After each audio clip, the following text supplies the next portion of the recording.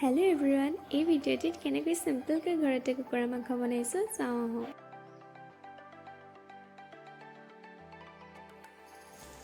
প্ৰথমতে কেৰাহীত তেল আৰু পিঁয়াজ দি লোৱা হ'ল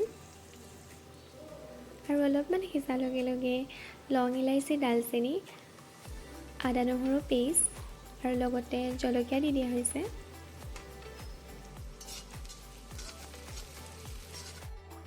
পিঁয়াজখিনি ৰঙা হ'লে মই ৰুমলৈ আহিছিলোঁ, এতিয়া আকৌ যাওঁ বনাওঁগৈ।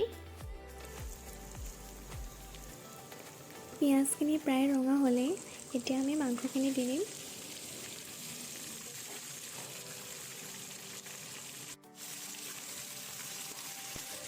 ভালদৰে গোটেই মাংসখিনি মিক্স কৰি লোৱা হ'ল আৰু এতিয়া নিমখ আৰু হালধি দি দিয়া হৈছে।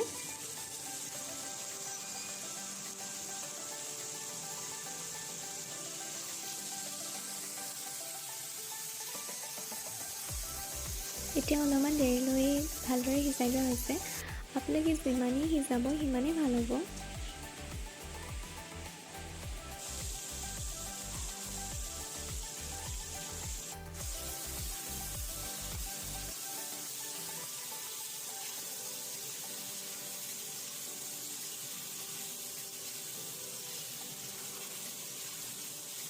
এতিয়া অলপ সময় সিজাই মেলি আমি আলু দি দিব লাগিব। আলুৰ বাবে মই ৰঙা আলু ব্যৱহাৰ কৰিছোঁ, আপোনালোকে যিকোনো আলু ব্যৱহাৰ কৰিব পাৰে। আৰু এই আলুখিনি দি দিয়া হ'ল।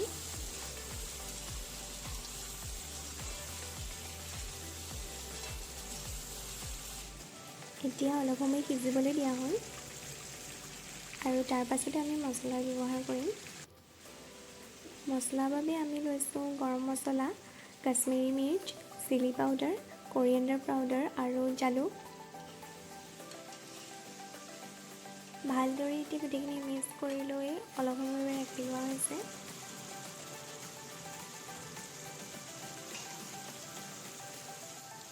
আৰু আপোনালোকে 2 কাপ পানী দিব পাৰে। ভালদৰে মিক্স কৰি লৈছোঁ গোটেইখিনি।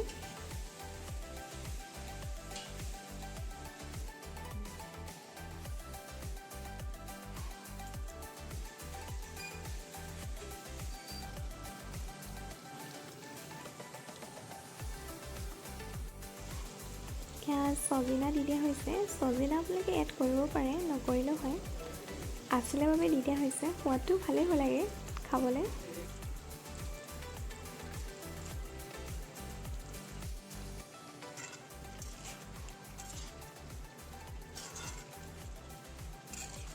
গোটেইখিনি ভালদৰে প্ৰায় সিজিছে। এতিয়া আমাৰ দেখিবলৈ পাইছে আপোনালোকে কুকুৰা মাংস হ'লেই। এয়া আমাৰ কুকুৰা মাংস বনি ৰেডি। আপোনালোকে যোনে যোনে ভিডিঅ'টো শেষলৈ চাইছে আপোনালোকলৈ ধন্যবাদ থাকিল।